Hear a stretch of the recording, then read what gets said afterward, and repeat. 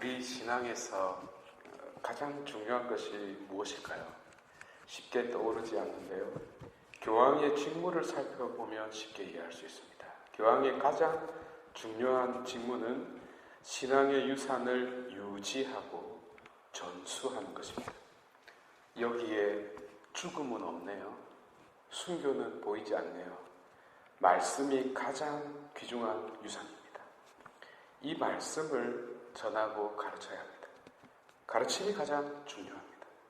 이 가운데 오늘 예로니모 성인이 있네요. 하여 말씀이 얼마나 중요한지 설명하고자 합니다. 단적으로 말해서 성경이 없었으면 교회는 존재할 수 없었습니다. 순교도 할 수 없었습니다. 왜냐? 성경이 없으면 믿음이 없고 믿음이 없으면 신자가 될 수 없는데 어떻게 순교를 해요? 우선순위를 말씀드리는 것입니다. 죄송하지만 성경이 없었다면 그리스도께서도 글쎄요가 되었을지도 모릅니다. 그래서 100만 명 죽어도 아무 소용이 없습니다. 그 의미를 설명해 줄 사람이 없다면, 그 믿음을 가르칠 사람이 없다면 말입니다. 따라서 우선순위, 곧 무엇보다 앞서는 말씀에 대하여 말씀을 드리고자 합니다. 기독교 역사에서 빼놓을 수 없는 분 중에 한 분이 바로 예로니모 성인입니다. 우리가 잘못 생각하지 말아야 할 사실 중에 하나는 피를 흘린 분이 가장 위대한 자가 아니라는 사실입니다. 죽는 것이 최선이 아닙니다. 업적을 남긴 분이 최고로 존경을 받아야 합니다. 그 첫 번째가 바로 그리스도이고 그 다음이 사도 바오로입니다. 그리스도는 말씀 그 자체이고 바오로는 그 말씀을 해석하시고 가르친 분입니다.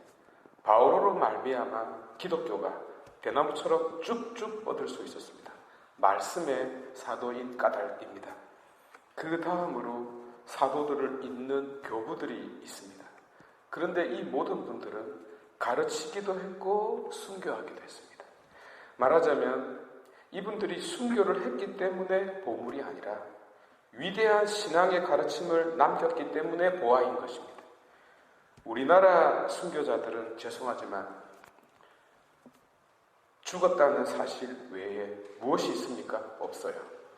그러면 배울 것이 무엇이 있습니까? 없습니다. 학적인 가치가 있습니까? 없습니다. 우리가 본받을 것이라고는 죽는 것 외에는 없습니다. 죽기만 하면 신앙의 꽃이 필까요? 그럴 수 있겠네요. 그러나 아닙니다. 가르쳐야 합니다. 배울 것이 있어야 합니다. 의미가 있어야 합니다. 죽는 것이 기독교 신앙이 아닙니다. 그렇게 되어서도 안 되고요. 베트남, 일본 성인들에 대해서 잘 아십니까? 거기도 죽었다는 것 외에는 내세울 것이 하나도 없습니다. 우리가 정말 잘못 알고 있고 잘못 가르치고 있습니다. 신앙의 위대한 스승들인 교부들이 교회라는 방주의 엔진이 되었고 우리를 유토피아로 데리고 왔습니다. 아니, 우리를 그리스도에게 가장 가까이 이끈 분들입니다. 이보다 더 중요한 일이 어디 있겠습니까? 아닌가요? 질문 하나 해볼게요. 우리가 이 세상 성인들 중에 몇 분이나 알고 있을까요? 아마 대부분 잘 알지 못할 것입니다. 왜냐? 나에게 아무것도 전해준 것이 없기 때문입니다. 그래서 잘 알지 못하는 것입니다.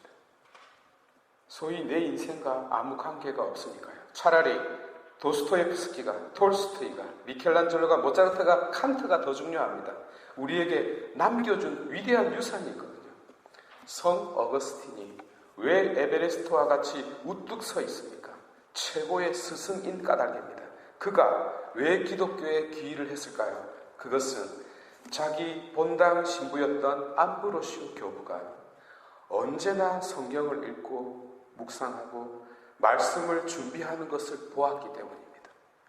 말씀을 붙들고 살았던 한 고독한 사제의 모습이 교회 역사상 가장 위대한 분을 탄생시켰던 것입니다.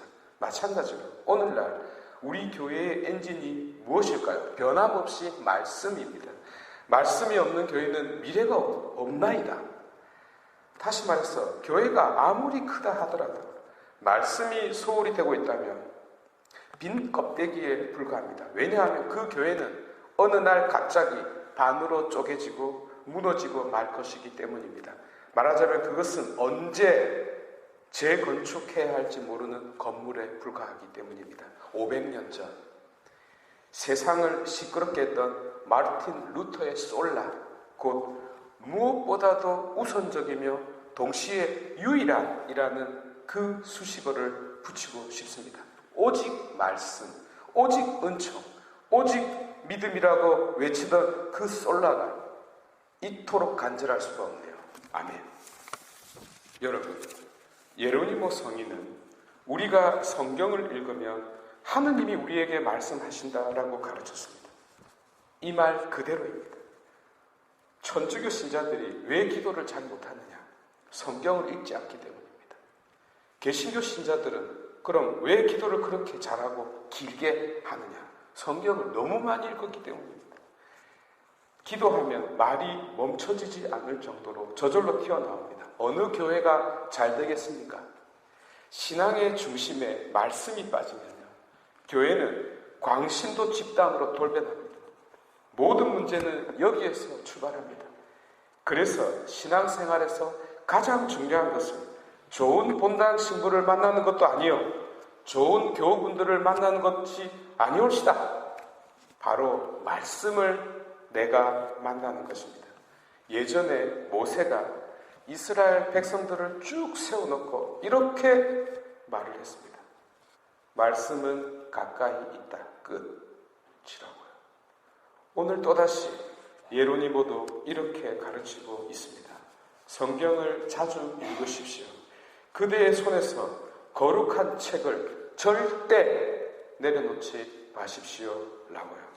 잠오신 성교회도, 교회는 성경을 주님의 몸처럼 공경한다 라고 계시언장 21항에서 선언한 지 오래되었습니다.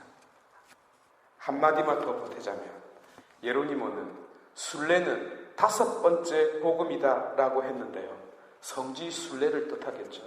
그러나 제가 이 순례의 의미를 바꾸어 결론 내리고 싶습니다. 성경을 순례하는 것, 그것이 마지막 복음이다.